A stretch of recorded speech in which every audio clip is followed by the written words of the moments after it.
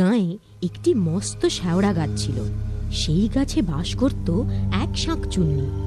তার মনে বড় সাধ ছিল বামুনের ঘরের বউ হয়ে ঘর সংসার করে।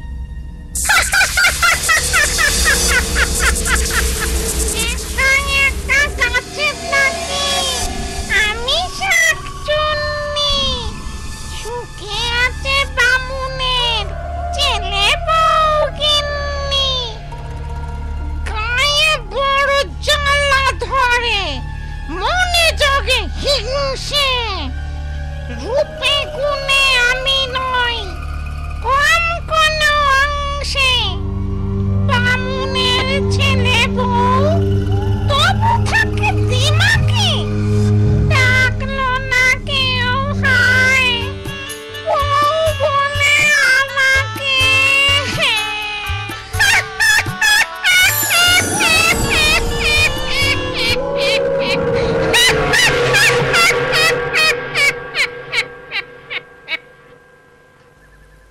বৌমা, পুকুর ঘাটের কাছে গরুটা বাঁধা আছে, ওকে এনে গোয়ালে রাখো।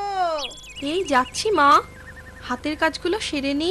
না না, দেরি করো না, বিকেল গড়িয়ে এলো, সন্ধে নামার আগে গরুটাকে গোয়ালে নিয়ে এসো।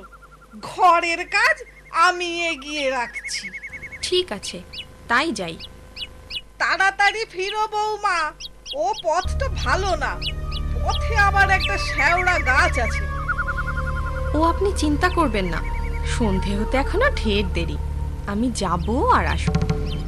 সাবধানে যেও, চুলের খোপা শক্ত করে বেঁধে নাও, দেখো আবার খুলে না যায়।